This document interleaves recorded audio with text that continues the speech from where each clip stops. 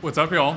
I am Colin Demarest. I write Axios Future of Defense. It's a weekly newsletter out every Wednesday. When I get off this stage, I have my deadline, so we're going to stay on time today. We have a stellar panel. I'm joined by Brandon Williams, the NNSA boss, Lieutenant General Michael Lutton, the STRATCOM deputy, Madelyn Creedon, the former NNSA Principal Deputy Administrator, and at the far end, we have Dan Poneman, the former Deputy Energy Secretary. Thanks for doing this today, guys. Thank you. Like I said, we have about 40 minutes, no audience questions, unfortunately, but I will come to you first for the first question. Brandon, you were sworn in 6 months ago. What is the most significant change you believe you've made in those 6 months, and then what will come in the next 6 months? Sure. So if you don't know, NNSA is part of the Department of Energy. We're about 60% of the budget of energy. 68,000 employees and contractors. And I think of us as America's atomic warriors.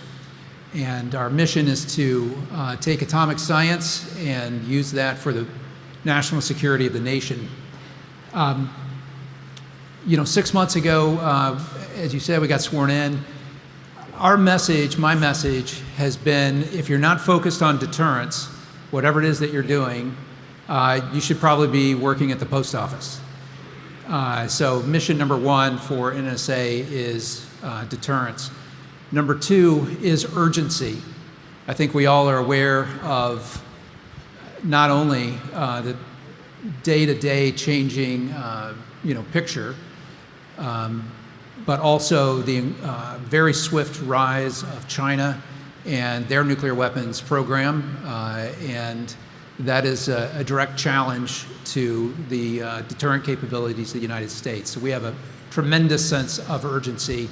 And again, for context, we stopped making new nuclear weapons in 1992, approximately, and so we are rebuilding the nuclear weapons enterprise. And then the last thing I talk about is production. We are a production organization. I make weapons that deter our adversaries, encourage our allies, and keep our homeland safe. My main customer is sitting here to my left, Mike, and which is STRATCOM, and that's the mission. So deterrence, urgency, and production, and I think the organization, 68,000, has responded incredibly well to that call. 6 months beyond that, it's really about execution. We have to demonstrate to the American taxpayer, to Congress, to OMB, that we have changed the way that we are modernizing the production capability, delivering things on time, delivering weapons on time for our customer, and modernizing at a way to maintain and keep pace the growing deterrent challenge from China and Russia. We will certainly come back to the schedule and cost question.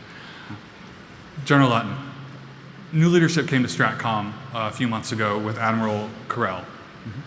Mm-hmm. What strategies, what priorities, what imperatives do you guys have on the table, and are they a departure from the past? I don't think they're a departure from the past, and Admiral Carell and the team have laid out several imperatives. I think maybe three that are key to address today is sustain the force that's in the field right now, deter potential adversaries. Then it's operationalize emerging technology and drive strategic integration. And by strategic integration, conventional and nuclear integration. So those three are the three that we are laser focused on for the joint force and with our teammates at DOE and NNSA. Madelyn, over to you. In 2024, you wrote in Foreign Affairs that Putin is rattling his nuclear saber in a way that is reminiscent of Khrushchev. It's now 2026. A lot has changed in those 2-ish years.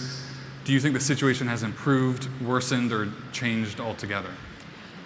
So it's definitely changed, and it has not gotten any better. And I'll go back to the report of the Strategic Posture Commission, in 23.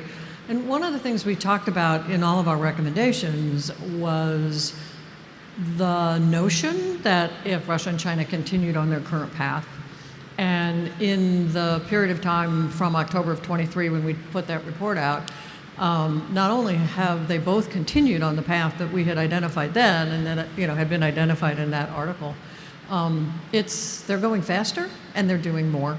And so it is a huge challenge. And it really brings us to this interesting regime that we've never been in, and that's deterring two peers simultaneously. And to your point about China's growth, do you think it's a fair assessment to call China a near peer? Nuclear speaking, of course.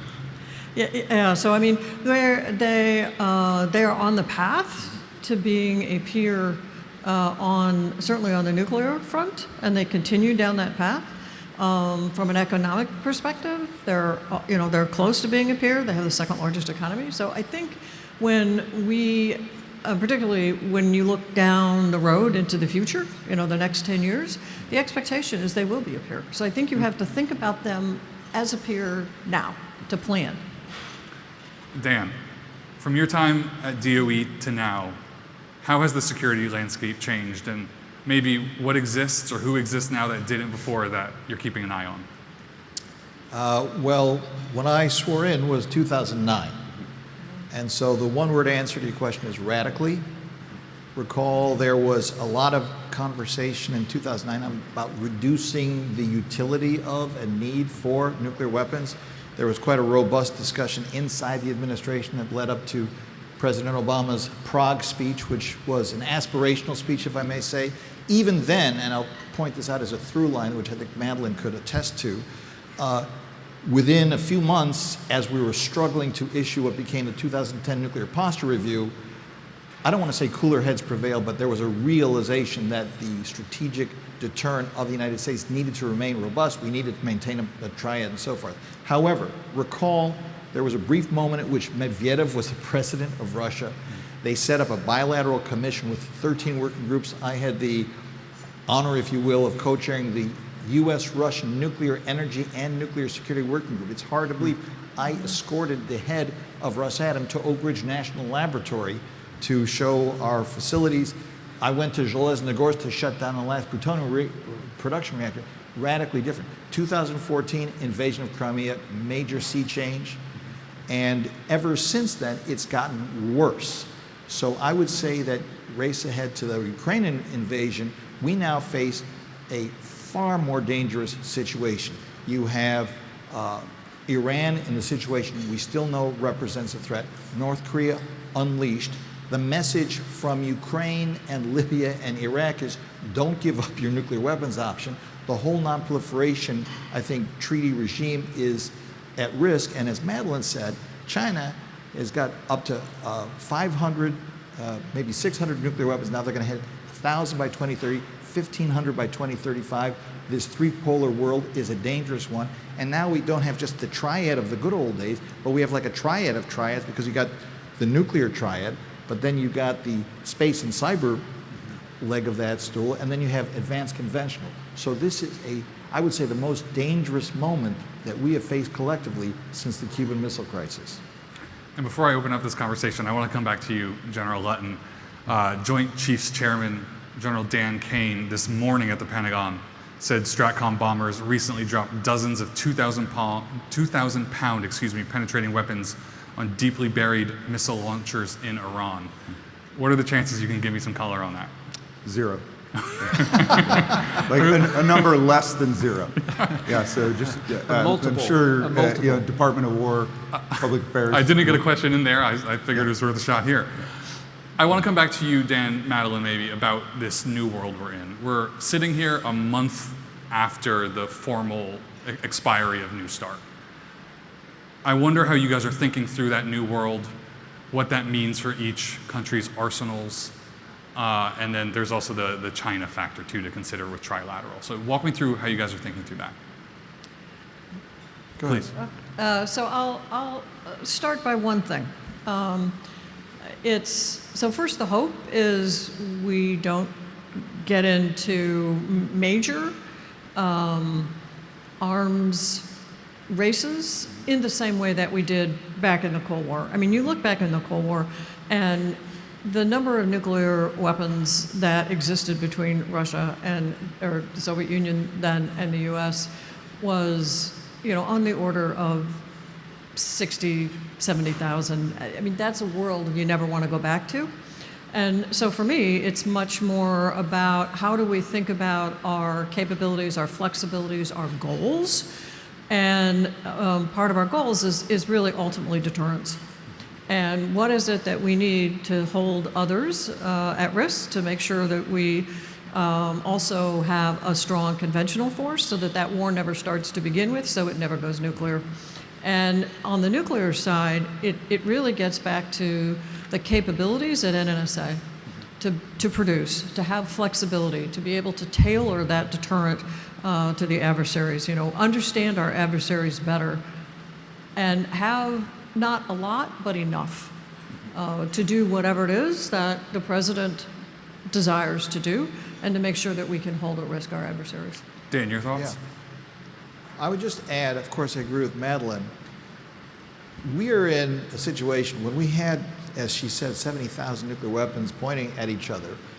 We still had actually pretty productive discussions around nonproliferation, even though we had our entire populations hostage to one another. And on arms control, obviously the early ones like SALT I and SALT II, we now have a situation in which we have the international outlawry of Putin shattering all international legal norms, and obviously New START is gone. Arms control in a meaningful sense is moribund. I wouldn't say it's dead, but it's moribund. And China's indications are they're not going to get serious. I know we want to draw them in. They're not going to get serious until they consider themselves actual peers. So what would I conclude from that is that it's still a very dangerous world. We still don't want to blow it up. And therefore, there are things that we could and should be willing to entertain in terms of stabilization of a fraught situation. Things like we did after the Cuban Missile Crisis, like the hotline. Things, if we could get some bandwidth with both China and Russia, notwithstanding these profound differences that divide us, I think that would behoove us well. And at the same time, as Madelyn said, let us not take our eye off the ball of the need for our own robust modernization, so that when we are presenting positions to the Chinese and the Russians, they continue to, as they must, take us seriously. Brendan, how are you thinking about this situation from a production side, from a maker side? In terms of the China-Russia dynamic? The post-New START environment, the China-Russia dynamic, wherever you'd like to take that. Sure. So, the goal is deterrence, right? And if you go back to the 50s and 60s, it seemed to be, a rapid escalation in both capability in terms of yield and delivery mechanisms as we went from, bombers to missiles to submarines and submarine-launched cruise missiles and then submarine-launched missiles and now stealth bombers. So the 50s and 60s model of absolute numbers, I don't think that's what deterrence looks like in the 21st century. I think it's really about how do you prevent an adversary from being tempted to cross the threshold of first use. The concept thought of as escalate to de-escalate. With Putin's announcements or saber rattling, nuclear saber rattling, it's not like it's an all-out strike as we think about, and hiding under your tables or your desks at school. It's really about not tempting our adversary to launch a limited or theater nuclear strike, thinking that we will remove our conventional capabilities and won't respond. And to do that, you have to have I think of it as prompt, precise, and proportional response to that. Again, the goal is to never cross the threshold of first use. And I think you need to look at deterrence and think about deterrence in a different lens than you did from the 50s and 60s. And I think both the strategic forces that STRATCOM represents, as well as the weapons that ride on those platforms, need to fulfill that mission. And so it's not just about scale, it's not just about yield, it's really about staying off the escalation ladder. Did you have anything to add, General? Yeah, I would just say a couple things. I mean, modernization doesn't mean more. Modernization means modernization. That's right. You have a force in particular with the Minuteman III or the Ohio, in the case of Minuteman III, 4 or 5 decades that it's been on alert serving the country. So it's beyond time to modernize the Minuteman III, beyond time to modernize Ohio to Columbia, and then have a capability like the B-21 in the hands of the nation. And really that modernization provides decision space, it provides options for our most senior leaders, Secretary of War, President of the United States. I want to stick on that point. One, does a Minuteman III in 2050 have the same persuasive power as it did when it first rolled off the factory line? Is that to me? That, yes. Oh, yeah. So I think as long as that sortie is on alert, that sortie is a capable, credible deterrent because it meets the criteria. It's not an either or. That means that we don't need to modernize. What I talked about earlier, the sustainment imperative that we have at STRATCOM, that Admiral Carell has given the command, much unlike the rest of the joint force. We will have to sustain the nuclear deterrent force all the way through the modernization of its replacement. And to do that, it needs to be credible and capable. I would just add that the laws of physics have not changed since 1945. And we conduct more than 1,000 tests. We at NNSA conduct more than 1,000 tests and experiments on our nuclear stockpile every year. Every year that we are ensuring that the systems around it, including from our inventory, actually perform in the very extreme and extremely reliable requirements that we require to support the STRATCOM mission. So including flight tests, I think 2 of these missiles flew last week? We had a flight test on the 5th of March. Flight test, sorry. With 2 test reentry vehicles. With 2 RVs, so an uploaded Minuteman III. So there's no mystery about in 2050, we don't leave it to chance. The laws of physics will not change. I'm confident of that. And we will have tested every component and part of our arsenal to make sure that it works. Before I jump to Dan, I wanted to follow up with you. Do you think those tests will go explosive anytime soon, as the president has suggested? What do you mean, define explosive? I think that's also a question for the president. I think he's... So the president will make any determination on testing. By your question, I think you're asking, what will the president decide? I would instead turn the conversation to what the State Department and my counterpart, Tom Donato, has been saying about China's testing program, that they are clearly doing explosive testing and trying to hide it. It appears that they're doing testing in the hundreds of tons of yield. These are not small tests, folks, and these are absolutely against the Comprehensive Test Ban Treaty and all of the pronouncements that they've made. And, but any decisions about our testing program are exclusively in the realm of the president. Dan. I just wanted to agree with and reinforce the obvious point that Administrator Williams made about laws of physics not changing in terms of your original question. So I ask, who is going to take us on because they think when we fire our weapons off, they're not going to go off, right? So you have an object lesson to answer your question. How about the B-52s? They're still, 70 years old now? And the other thing, Administrator Williams was talking about the testing that's going on today on every single component. Don't forget that before the end of physical testing under President Bush 41, we had over 1,000 physical tests. So there's a huge data set no other country comes close to. Add to that, one of the most successful programs, I think, unsung heroes of deterrence, which is stockpile stewardship.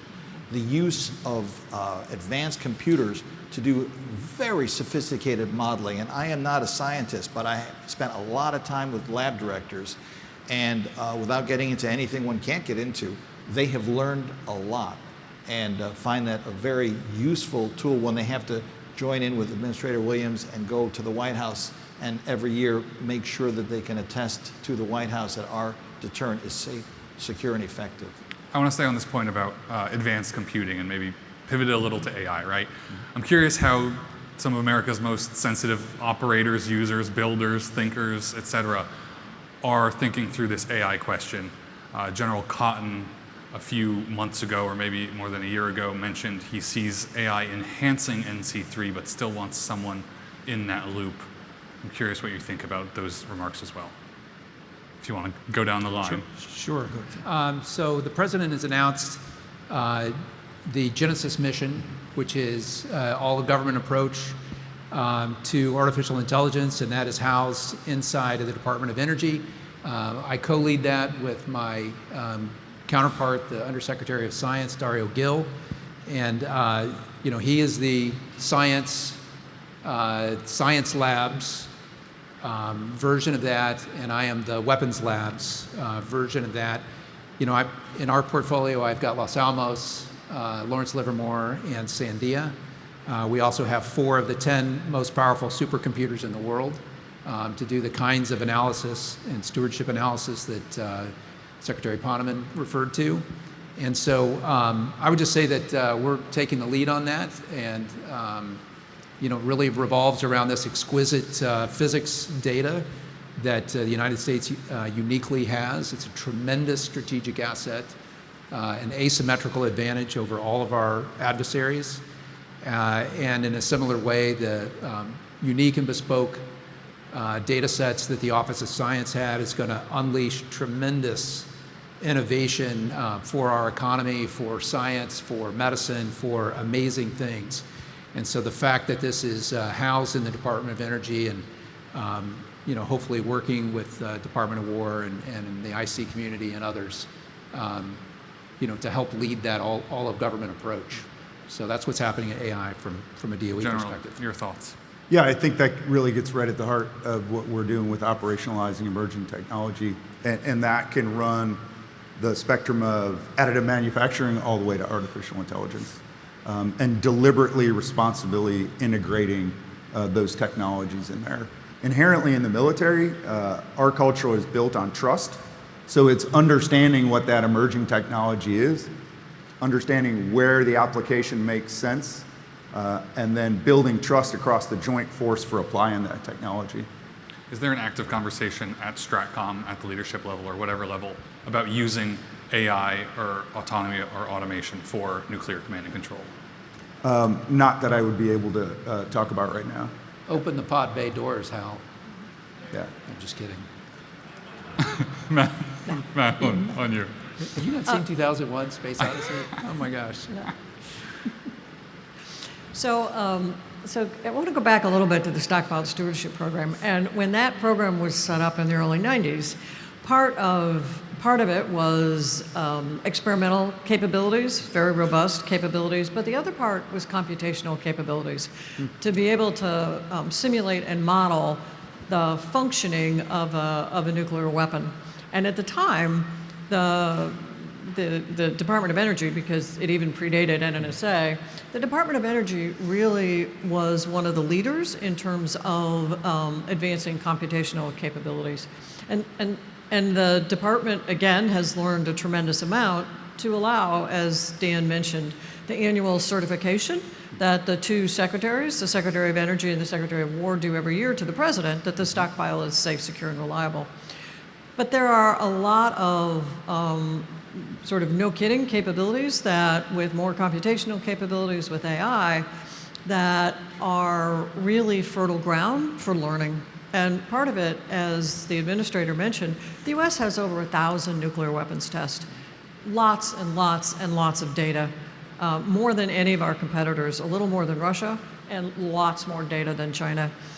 And this data is in a variety of different forms, but if all of this data could be captured and then really understood and passed down in usable formats to our new generation of engineers and scientists, it would really help with a number of things that now confront NNSA, not the least of which is being able to go faster, improving manufacturing capabilities, and then working with STRATCOM, making sure that we do have a tailored and flexible deterrent. Dan. So when you ask this question, it reminds me of something I left out of my first answer about what's different. So now we are in a huge struggle, a race against time and against China when it comes to AI. We got to win that race. And the Genesis mission that Administrator Brandon Williams just mentioned is a critical part of this race. It's not the end of the race because it's going to keep going. That Oak Ridge National Laboratory has the first exascale computer, and the capabilities of this machine beggar all description. We've got to win that race because China could use its advantage if they gain it in AI to our detriment, point one. Point two, you mentioned briefly this whole point about the human in the loop. Very frightening and portentous questions that need to be addressed. I am not one to answer them, but I know it's got to be, and I'm sure that General and Administrator Williams are working on that. And the third thing is to remember, if you guys remember the old Mad Magazine feature Spy versus Spy. So you can use AI on both offense and defense. So you're talking about it, we should be thinking about it in terms of how can we leverage AI to make sure that we retain a safe, secure, and effective deterrent ourselves. But in terms of detecting what other potential malefactors around the world are doing at a time when, as we've, I think, sort of agreed, arms control is moribund, we should look at AI as a technical opportunity to enhance our transparency and verification mechanisms. So you just said that was a very good point. Why? I'm going to frame it in terms of deterrence. Deterrence has an offensive and a defensive capability, right? The offense is pretty obvious. The defense is counterproliferation, counterterrorism, and nonproliferation. I would argue equally important to the strategic deterrent capability of the United States. That's also in my portfolio at NNSA. AI is a transformative technology, and it's a flywheel, if you think about it. And a flywheel, engineers already know this, once you get it in motion, it stays in motion with relatively little effort. The challenge with AI is that the pace of AI is going to be driven by industry. And virtually, if you think about innovation, the US government has been able to lead innovation, if that's space flight or airplanes or the internet or communications, all of these things, the government has been one of, if not the biggest customer. It's been able to drive a lot of these technological changes. Not true with AI. All of the heft of the US government is a drop in the bucket for all of the spending commercially that's going to happen in AI. And so how does US government keep pace? And that is fundamentally what Genesis is for. And so it is both a, potentially an offense and a defense capability, understanding our adversaries, staying ahead of our adversaries. But once you start this flywheel, right, exquisite test data, very advanced physics models in our case, that we can model physics better than anybody because of all of our explosive testing, high performance computing, among the best or maybe the best in the world, AI, and then Department of Energy has these exquisite scientific instruments like NIF, the National Ignition Facility, creating the same conditions that you experience in the sun, and all these other magnificent instruments that we have where you're actually testing whatever it is you conceive of with your AI tool in the real world. And then you're taking that data that you get from our instruments and feeding it back into the AI model. That is an incredibly virtuous loop. It's absolutely critical for America's continued leadership in the world, certainly for our defense, and it's also critical to deter, defend, detect how our adversaries, particularly China, is advancing in AI. So do not underestimate it. Do not underestimate its importance for national security.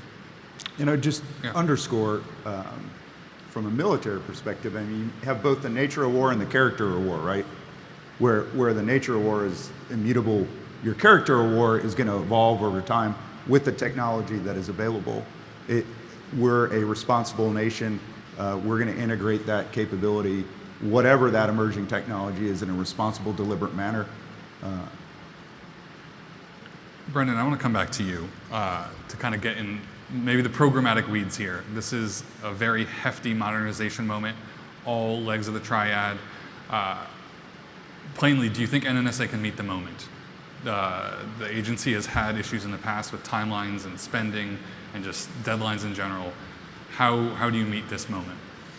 It takes a change in culture first. I think all of you, if you've been in leadership or any kind of company, culture eats strategy for breakfast. You've heard that phrase before. And so I go back to deterrence, urgency, and production, to reorient around those needs of the nation right now. And the enterprise is changing very quickly. So that's number one.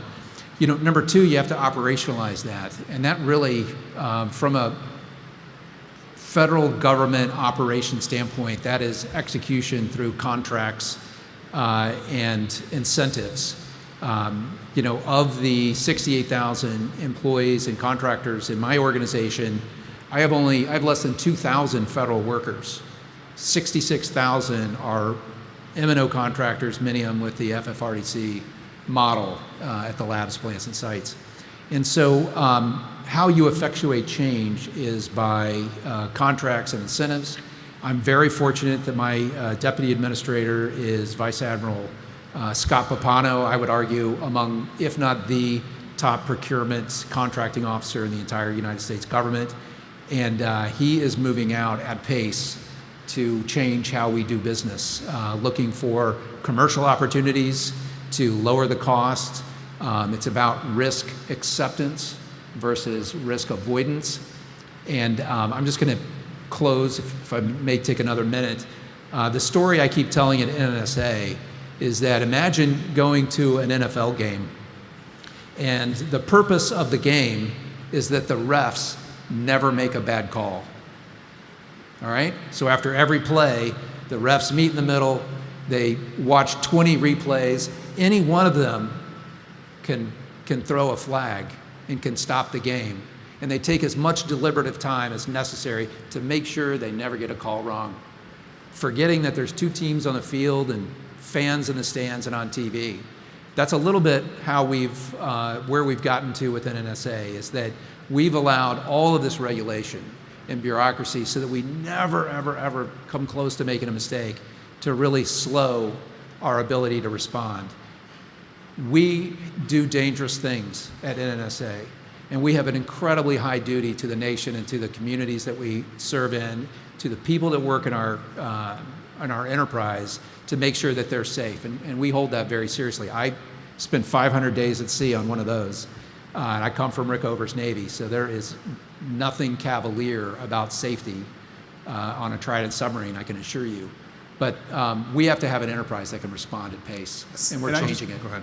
I just wanted to pile on to the administration. I mean, they're an unbelievably trusted member of the national team that delivers for the nation every day, both at Forrestal, Department of Energy headquarters, National Nuclear Security Administration, and in our labs. And it's been a huge part of my career to actually be assigned to NNSA and be a part of that team. And they're an amazing part of the interagency team that delivers every day for the nation. Are you concerned about delays in any message you might send to a Beijing or a Moscow or Pyongyang? I'm not concerned about delays. What I'm concerned about is being the best teammate for NNSA to deliver for the nation.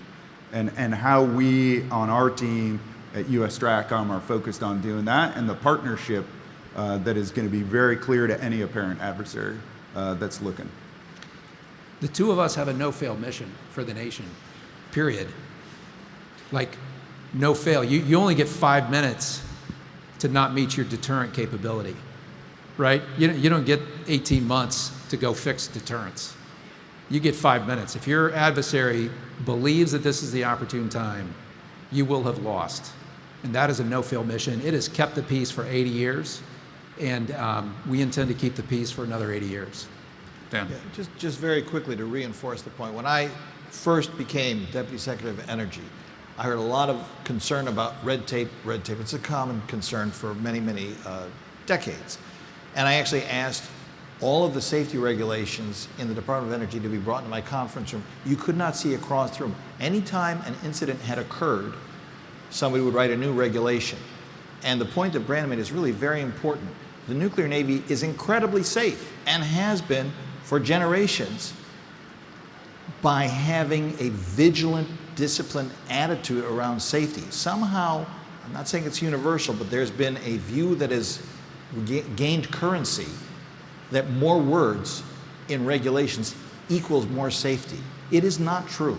And there's been even recently a lot of anxiety about efforts, which I actually welcome, to become more efficient. I was concerned about people looking at clipboards and reading regs instead of looking at the machine that just went haywire. And so I think we have to be really mindful, and I never heard the referee analogy, but that's good. We have to be mindful. We've got to get the job done. One thing, it's not weapons, but think about this. In the last 10 years, China built 37 nuclear reactors. In the last 30 years, the United States built 3.